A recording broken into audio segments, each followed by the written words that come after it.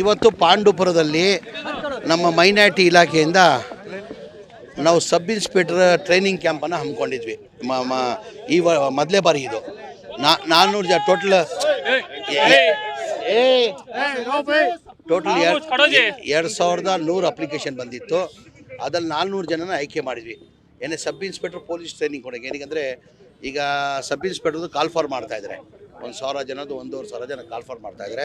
ಹಾಗಾಗಿ ಅಲ್ಪಸಂಖ್ಯಾತರದ್ದು sub inspector training camp ಅಂತ ಒಂದು ಪಾಂಡುಪುರದಲ್ಲಿ ಮಂಡ್ಯದಲ್ಲಿ ಒಂದು 150 ಜನಕ್ಕೆ ಮಾಡಿದ್ವಿ. ಆಮೇಲೆ ಬೆಳಗಾಮಲ್ಲಿ 150 ಜನಕ್ಕೇನೋ ಬೆಳಗಾಮಲ್ಲಿ ಮಾಡಿದ್ವಿ. ಒಟ್ಟಾಗಿ 400 ಜನನ ಮಾಡಿದ್ವಿ. ಟೋಟಲ್ ಅಪ್ಲಿಕೇಶನ್ ಬಂದಿದ್ದು 2300 ಅಪ್ಲಿಕೇಶನ್ ಬಂದಿದ್ದರು. ಅದರಲ್ಲಿ 400 ಜನನ ಆಯ್ಕೆ ಮಾಡ್ಕೊಂಡು ಈ ಬಾರಿ ಮೊದಲೇ ಬಾರಿ ನಮ್ಮ ಸರ್ಕಾರ ಬಂದಾದಮೇಲೆ ಸಿದ್ದರಾಮಯ್ಯ ಅವರು ಮುಖ್ಯಮಂತ್ರಿ ಆದಮೇಲೆ ಈ ಸ್ಕೀಮನ್ನು ಮೊದಲೇ ಬಾರಿ ತಂದಿರೋದು. ಏನಕ್ಕೆ ಈಗ ಸಬ್ ಇನ್ಸ್ಪೆಕ್ಟರ್ನ ಕಾಲ್ ಫಾರ್ ಮಾಡ್ತಾಯಿದ್ರೆ, ಹಾಗಾಗಿ 90 ದಿನ ಕ್ಯಾಂಪ್ ಇತ್ತು. ಎಲ್ಲ 90 ದಿನ ಕ್ಯಾಂಪಲ್ಲೇ ಇರಬೇಕು, ಊಟ ತಿಂಡಿ ಇರೋದು ವ್ಯವಸ್ಥೆ ಎಲ್ಲ ಮಾಡಿದ್ವಿ. ಇವತ್ತಿಗೆ ನೆನ್ನೆಗೆ ಮುಗೀತದು.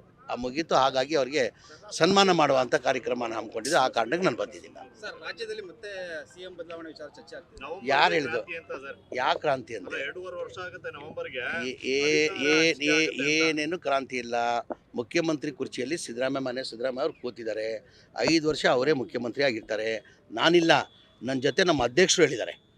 ಸನ್ಮಾನ್ಯ DK ಶಿವಕುಮಾರ್ ಅವರು ಮೊನ್ನೆ ಮಾಧ್ಯಮದಲ್ಲಿ ಮಾತಾಡಿ ಮಾಧ್ಯಮ ಮುಖಾಂತರ DK ಶಿವಕುಮಾರ್ ಅವರು ಹೇಳಿದ್ದಾರೆ. ಏನಕ್ಕೆ ಮೊನ್ನೆ ಮುಖ್ಯಮಂತ್ರಿಗಳು ಮೈಸೂರಲ್ಲಿ ಹೇಳಿಕೆ ಕೊಟ್ಟಿದ್ದರು, ಈ ಥರ 5 ವರ್ಷ ನಾನೇ ಮುಖ್ಯಮಂತ್ರಿ ಆಗಿರ್ತೀನಿ ಅಂತ ಹೇಳಲಿಕ್ಕೆ.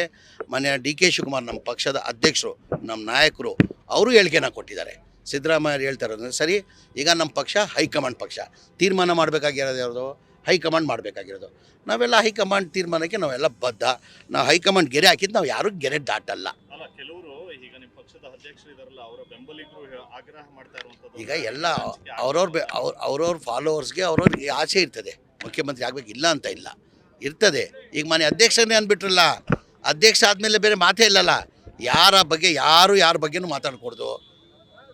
ವ್ಯಕ್ತಿಗಿಂತ ಪಕ್ಷ ಮುಖ್ಯ. ಯಾರ ಬಗ್ಗೆ ಮಾತಾಡಬಾರ್ದು. ಯಾರನ್ನ ಮಾತಾಡಿದ್ರೆ ಅವ್ರ ಮೇಲೆ ಕ್ರಮ ತೊಗೊತೀನಿ ಅಂತ ಹೇಳಿದ್ದಾರೆ.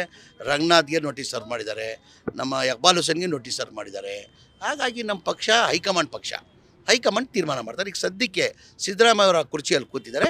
5 ವರ್ಷ ಅವರೇ ಮುಂದುವರಿತಾರೆ ಅಂತ ನಾವು ಬರೋ ಆಸೆ ಇಟ್ಕೊಂಡಿದ್ದೀವಿ. ನಾವು ನವೆಂಬರ್ ಕ್ರಾಂತಿ ಆಗ್ತದೆ ಅಂತೇಳಿ ಅಶೋಕ್ BJP ಅವ್ರಿಗೆ ಏನು ಕೆಲಸ? ಈಗ ದಸರಾನೇ ಮಾಡಲ್ಲ ಅಂದ್ರೆ ಅಶೋಕ್ ಅವ್ರು ಹೇಳಿದ್ರೆ ಯಾವ ಥರ ಒಂದು ಮಾತು ಸತ್ಯ ಆಗಿದ್ದೇನೆ ರೀ? ಒಂದು ತೋರಿಸಿ ನನಗೆ ಉದಾಹರಣೆ. ಅಶೋಕ್ ಅವ್ರು ಯಾವಾಗ ಏನಾರು ಹೇಳಿದ್ರಲ್ಲ, ಅದು ಒಂದು ಯಾವುದನ್ನ ಆಗಿರೋದು ಹೇಳಿ ನೀವು. ಈಗ ಏನಂದ್ರು ಹೋದ ವರ್ಷ ಈ ಸಿದ್ದರಾಮಯ್ಯ ದಸರಾ ಹಬ್ಬ ಮಾಡಲ್ಲ ಬರೋ ವರ್ಷ ಅಂದರು. ಮಾಡಿಲ್ವ ಸಿದ್ದರಾಮಯ್ಯ ಅವರು? ಹಾಗಾಗಿ ಅವ್ರ ಪಕ್ಷದ ನೋಡ್ಕೊಳ್ಳಿ. ಇಂಟ್ರಲ್ ಅವ್ರ ಪಕ್ಷದಲ್ಲಿ 5-6 ಗುಂಪಾಗಿದೆ. ನಮ್ಮ ಪಕ್ಷದ ವಿಚಾರ ಬಿಟ್ಟಾಗಿ ಅಂತೇಳಿ ಅವ್ರ ಪಕ್ಷನೇ ನೆಲಕ್ಕಿಚ್ಚಿದೆ. ಇನ್ನು ಅವ್ರು ಈ ಕರ್ನಾಟಕದಲ್ಲಿ ಅಧಿಕಾರ ಬರಬೇಕಂದ್ರೆ ಕನಿಷ್ಠ 15 ವರ್ಷ ಆಯ್ತು. ಇವತ್ತು ಬರೆದಿಕೊಳ್ಳಿ, ಮಂಡ್ಯದಲ್ಲಿ ಜಮೀರ್ ಅಹಮದ್ ಖಾನ್ ಹೇಳಿಕೆನ ಕೊಟ್ಟರಂತ ಬರೆದಿಕ್ಕೊಳ್ಬೇಕು ನೀವು. 28ರಲ್ಲೂ ನಮ್ಮದೇ ಸರ್ಕಾರ. ಇವತ್ತೇನು 140 ಇದ್ದೀವಿ, ನೆಕ್ಸ್ಟ್ 150 ದಾಟ್ತೀವಿ. ನಾವು 150 ದಾಟ್ತೀವಿ. ಜನ ಬೆಂಬಲ ಇದೆ ನಮಗೆ. ಏನಕ್ಕೆ ಮೊನ್ನೆ ಚುನಾವಣೆಯಲ್ಲಿ ಉಪಚುನಾವಣೆ ಆಯಿತು 3 ಕಡೆ. ಬಳ್ಳಾರಿ, ಸಣ್ಣೂರು, ಬಳ್ಳಾರಿಯಲ್ಲಿ ಒಂದಾಯಿತು, ಚನ್ನಪಟ್ಟಣ ಆಯಿತು, ಸಿಗ್ಗಾಂವ್ ಆಯಿತು. ಬಳ್ಳಾರಿ ನಾವು ಗೆಲ್ತಾ ಇದ್ವಿ, ಸಣ್ಣೂರು ನಾವು ಗೆಲ್ತಾ ಇದ್ವಿ. ನಿರೀಕ್ಷೆ ಇತ್ತು ನಮಗೆ. ಚನ್ನಪಟ್ಟಣ ತಮಗೆ ಗೊತ್ತಿತ್ತು, ಫೈಟ್ ಇತ್ತು. ನಿಖಿಲ್ ಒಲೆ ಅಭ್ಯರ್ಥಿ ಆಗಿದ್ರು, BJP ಇಬ್ಬರು ಒಂದಾದರು. ಆಮೇಲೆ ಸಿಗ್ಗಾಂವ್ ನಮಗೆ ಭರೋಸೆ ಇರಲಿಲ್ಲ. ನಮಗೆ ಏನಕ್ಕೆ ಬಸವರಾಜ ಬೊಮ್ಮಾಯಿಯವ್ರ ಮಗ ನಿಂತಿದ್ದ, ನಮಗೆ ಭರೋಸೆ ಇರಲಿಲ್ಲ. ಅಲ್ಲಿ ಗೆದ್ದಿಲ್ಲ ನಾವು. ಯಾಸೀರ್ ಖಾನ್ ಪಠಾಣ್ ಗೆದ್ದಿಲ್ವಾ? ನಾವು ಒಳ್ಳೆ ಸರ್ಕಾರ ಕೊಟ್ಟಿಲ್ಲ, ಜನ ಗೆಲ್ಸೋರ. 3 ಉಪಚುನಾವಣೆಯಲ್ಲಿ ನಾವು ಗೆದ್ದಿದ್ದೀವಿ. ಇನ್ನು ಮುಂದೇನು 2028ಅಲ್ಲಿ ಇವತ್ತೇನು 140 ಇದ್ದೀವಿ, ನಾವು 150 ಮೇಲೆ ಬರ್ತೀವಿ. ಇದು ಬರೆದಿಕ್ಕೊಳ್ಳಿ ನೀವು. ಯಾವ ಕಾರಣಕ್ಕೆ ಅದು ಯಾರು ತೀರ್ಮಾನ ಕೇಳಿ ಸರ್. ಈಗ ಮನೆಯ ಅಧ್ಯಕ್ಷರನ್ನೇ ಹೇಳ್ಬಿಟ್ಟಿದ್ದಾರೆ ನಿನ್ನೆ. ಈಗ ಸಿದ್ದರಾಮಯ್ಯ ಅವ್ರು ಹೇಳಿಕೆ ಕೊಟ್ಟರು ಮೈಸೂರಲ್ಲಿ, ನಾನೇ 5 ವರ್ಷ ಮುಖ್ಯಮಂತ್ರಿ ಆಗಿರ್ತೀನಿ ಅಂದರೆ ಪಕ್ಷ ನನ್ನ ಬದಲಾವಣೆ ಮಾಡಬೇಕಾದ್ರೆ ಹೈಕಮಾಂಡ್ ಅಂತ ಹೇಳಿದ್ದಾರೆ. ಅದಕ್ಕೆ ಅಧ್ಯಕ್ಷರು ಏನಂದರು ನಿನ್ನೆ DK ಶಿವಕುಮಾರ್ ಸಾಹೇಬರು? ಹೌದು, ಸಿದ್ದರಾಮಯ್ಯ ಅವ್ರು ಹೇಳ್ತಾರೆ ಸರಿಯೇ, ನಮ್ಮ ಪಕ್ಷ ಹೈಕಮಾಂಡ್ ನಿರ್ಧಾರ ತಗೊಂತಾರೆ, ಅದಕ್ಕೆ ನಾವೆಲ್ಲ ಬದ್ಧ ಅಂತ. ನಾವೆಲ್ಲ ಹೈಕಮಾಂಡ್ ರೀ. ನಾವು ನಮ್ಮ ಅಭಿಪ್ರಾಯ ಹೇಳ್ತೀವಿ. ನಾವು ಒಂದು ನಿಮಿಷ, ನನ್ನ ಅಭಿಪ್ರಾಯ ತಾವು ಮುಖ್ಯಮಂತ್ರಿ ಆಗಬೇಕಂತ ಇದೆ. ನನ್ನ ಅಭಿಪ್ರಾಯ ಅಂದರೆ ಮಾಡಬೇಕಾಗಿರೋದು ಯಾರು? ನಾನು ಅಭಿಪ್ರಾಯ ಹೇಳ್ಬೋದು. ತಮ್ಮ ಹೆಸರೇನು? ಬಾಲು ಸರ್. ತಾವು ಮುಖ್ಯಮಂತ್ರಿ ಆಗಬೇಕಂತ ನನ್ನ ಆಸೆ, ನನ್ನ ಅಭಿಪ್ರಾಯ. ಹಾಗಾಗಿ ಸಾಧ್ಯನಾ? ಅದು ತೀರ್ಮಾನ ಮಾಡಬೇಕಾಗಿರೋದು ಯಾರು? ನಮ್ಮ ಪಕ್ಷ, ಹೈಕಮಾಂಡ್ ಪಕ್ಷ. ನೋಡಿರಿ, ಹೈಕಮಾಂಡ್ ತೀರ್ಮಾನ ಮಾಡಬೇಕಾಗಿರೋದು. ಅವರು ಮುಖ್ಯಮಂತ್ರಿ ಆಗಬೇಕಂತ ಆಸೆ ಇದೆ, ಆಗಬೇಕಂತ ನಾವು ಬಯಸ್ತೀವಿ. ಅಂದರೆ ಈ 5 ವರ್ಷ ಸಿದ್ದರಾಮಯ್ಯ ಅವರು ಮುಖ್ಯಮಂತ್ರಿ ಇರ್ತಾರೆ. ಸಾಕಷ್ಟು ಜನ ಆಕಾಂಕ್ಷಿಗಳಿದ್ದಾರೆ ಸರ್. ಎಲ್ಲ ಸಹಜ ಎಲ್ಲರಿಗೂ ರೀಶಫಲ್ ಅಂತೂ ಮಾಡ್ತಾರಂತ ಸುದ್ದಿ ಇದೆ. ನವಂಬರ್ ಆದಮೇಲೆ ರೀಶಫಲ್ ಮಾಡ್ತಾರಂತ ಸುದ್ದಿ ಇದೆ. ಎಲ್ಲರಿಗೂ ಆಸೆ ಇರ್ತದೆ. ಈಗ 140 ಜನ ಇದ್ದೀವಿ.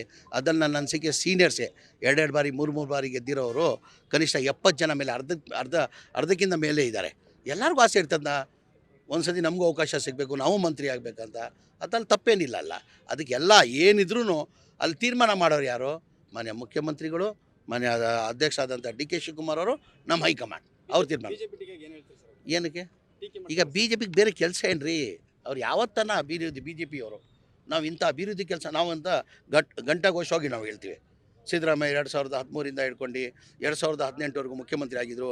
ಇಂಥ ಭಾಗ್ಯಗಳು ಕೊಟ್ಟರು. 2023 ಹಿಡ್ಕೊಂಡು ಈಗ ಮುಖ್ಯಮಂತ್ರಿ ನಮ್ಮ ಸರ್ಕಾರ ಇದೆ, ನಾವು ಇಂಥ ಕಾರ್ಯಕ್ರಮ ಕೊಡ್ತೀವಿ ಅಂತ ಹೇಳಿದ್ವಿ. BJPಯವರು ಇಡೀ ದೇಶದಲ್ಲಿ, ನಮ್ಮ ರಾಜ್ಯದ್ದು ಮಾತಾಡ್ತಲ್ಲ ನಾನು, ಇಡೀ ದೇಶದಲ್ಲಿ BJPಯವರು ಅವ್ರ ಕಾರ್ಯಕ್ರಮನ ತೋರಿಸಿ ಮಾತಾಡಿದಾರಾ? ಕಾರ್ಯಕ್ರಮ 0. ಬರೆಯೋರಿಗೇನು ಹಿಂದೂ ಮುಸಲ್ಮಾನ್. ಅವ್ರು ಯಾವ ಹಿಂದೂನೂ ಬೇಕಾಗಿಲ್ಲ, ಯಾವ ಮುಸಲ್ಮಾನೂ ಬೇಕಾಗಿಲ್ಲ. ಅವ್ರು ಬೇಕಾಗಿರೋದು ಕುರ್ಚಿ. ಯಾವುದೋ ನಾವು ಮಾಡ್ಬೇಕು ತಾನೆ.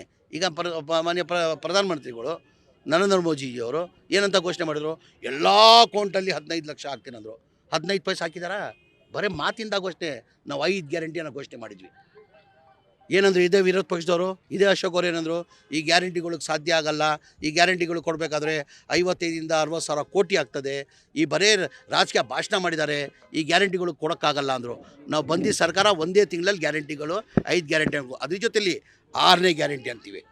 ಇವ್ರದ್ದೇ ಸರ್ಕಾರ ಇತ್ತಿಲ್ಲ, BJP ಸರ್ಕಾರ ಇತ್ತಿಲ್ಲ. ಸಿದ್ದರಾಮಯ್ಯ ಇರುವಾಗಲೇ, ಹಿಂದಿನ ಸರ್ಕಾರದಲ್ಲಿ ಸಿದ್ದರಾಮಯ್ಯ ಮುಖ್ಯಮಂತ್ರಿ ಇರುವಾಗ ಸ್ಲಮ್ ಬೋರ್ಡಲ್ಲಿ 1,80,250 ಮನೆಗಳು ಸ್ಯಾಂಕ್ಷನ್ ಮಾಡಿದರು. ಅದಾದಮೇಲೆ ರಾಜೀವ್ ಗಾಂಧಿ AHP ಸ್ಕೀಮ್ ಅಂತ, ಅಲ್ಲಿ 47,860 ಮನೆಗಳು ಸ್ಯಾಂಕ್ಷನ್ ಮಾಡಿದ್ರು. ಒಟ್ಟಾಗಿ 2,30,000 ಮನೆಗಳು ಸಿದ್ದರಾಮಯ್ಯ ಇರುವಾಗ ಹಿಂದಿನ ಸರ್ಕಾರದಲ್ಲಿ ಸ್ಯಾಂಕ್ಷನ್ ಮಾಡಿದರು. ಒಂದು ಮನೆ ಕಟ್ಟಬೇಕಾದ್ರೆ 7.5 ಲಕ್ಷ ರೂಪಾಯಿ ಆಗ್ತದೆ. ಕೇಂದ್ರ ಸರ್ಕಾರ ಏನು ಮಾಡ್ತಾರೆ? ಪ್ರಧಾನ ಮಂತ್ರಿ ಆವಾಸ್ ಯೋಜನಾ ಅಂತ ಹೇಳ್ಬಿಟ್ಟು 1.5 ಲಕ್ಷ ಕೊಡ್ತಾರೆ.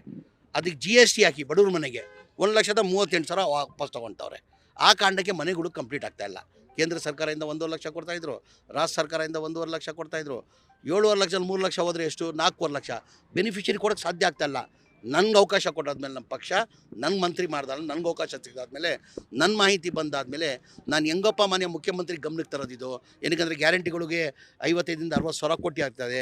ಈ ಮನೆಗಳು ಕಂಪ್ಲೀಟ್ ಮಾಡಬೇಕಾದ್ರೆ 2,30,000 ಮನೆಗಳು ಕಂಪ್ಲೀಟ್ ಮಾಡಬೇಕಾದ್ರೆ ಕನಿಷ್ಠ 9.5 ಸಾವಿರ ಕೋಟಿ ಬೇಕಾಗ್ತದೆ.